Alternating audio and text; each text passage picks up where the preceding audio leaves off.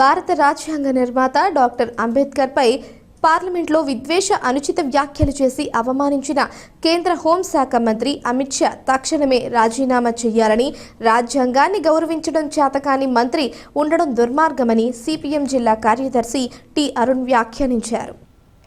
అమిత్ షా రాష్ట్ర పర్యటన సందర్భంగా రాష్ట్ర వ్యాప్తంగా వామపక్ష పార్టీల ఆధ్వర్యంలో గో బ్యాక్ అమిత్ షా పేరుతో నిరసనలో భాగంగా స్థానిక గోకవరం బస్టాండ్ అంబేద్కర్ విగ్రహం సెంటర్లో వామపక్ష పార్టీల నాయకులు, దళిత సంఘాల నాయకులు నిరసన తెలిపారు.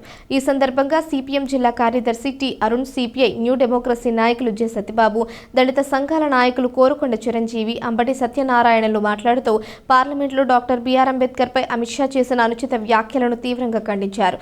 దేవుని నామం స్మరించుకోవడం వల్ల ఎవరికి ఏం జరిగిందో తెలియదు, కానీ అంబేద్కర్ వల్ల మోడీ, షాలు పార్లమెంట్లో మాట్లాడగలుగుతున్నారన్నారు. సిపిఎం జిల్లా కార్యదర్శి వర్గ సభ్యులు బి పవన్, పి తులసి, జిల్లా కమిటీ సభ్యులు కర్రి రామకృష్ణ, పూర్ణిమరాజు, రాజా, ఎస్ఎస్ మూర్తి, పి మురళి, తాతారావు, కాంతారావు, పడాల రామకృష్ణ, భాస్కర్, సిపిఐ జిల్లా కార్యవర్గ సభ్యులు పి లావణ్య, టి నాగేశ్వరరావు, ఏఐవైఎఫ్ జిల్లా నాయకులు త్రిమూర్తులు, కొండావతి తదితరులు పాల్గొన్నారు.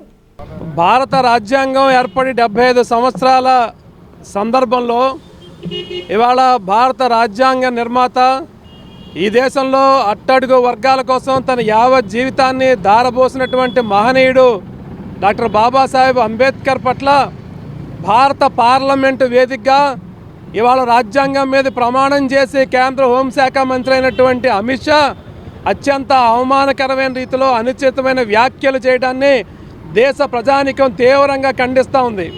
అట్లాంటి అమిత్ షా ఈరోజు ఆంధ్రప్రదేశ్ పర్యటనకు వస్తున్న నేపథ్యంలో ఈ రాష్ట్రంలో ఉన్నటువంటి వామపక్ష పార్టీలు, దళిత సంఘాలు, ప్రజా సంఘాలు అన్నీ కలిసి అమిత్ షా పర్యటన నిర్వహిస్తూ రాష్ట్ర వ్యాప్తంగా గోబ్యాక్ అమిత్ షా పేరుతో కార్యక్రమం.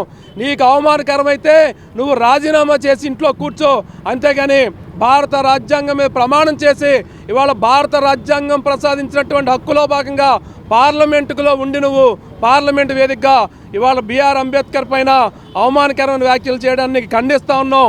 ఎప్పటికైనా అమిత్ షా క్షమాపణ చెప్పాలి, ఆయన తన పదవికి రాజీనామా చేయాలని చెప్పని వామపక్ష పార్టీల తరఫున సిపిఎం, సిపిఐ, న్యూ డెమోక్రసీ పార్టీల తరఫున డిమాండ్ చేస్తూ గోబ్యాక్ అమిత్ షా అనే పేరుతో కార్యక్రమం నిర్వహిస్తా ఉన్నాం.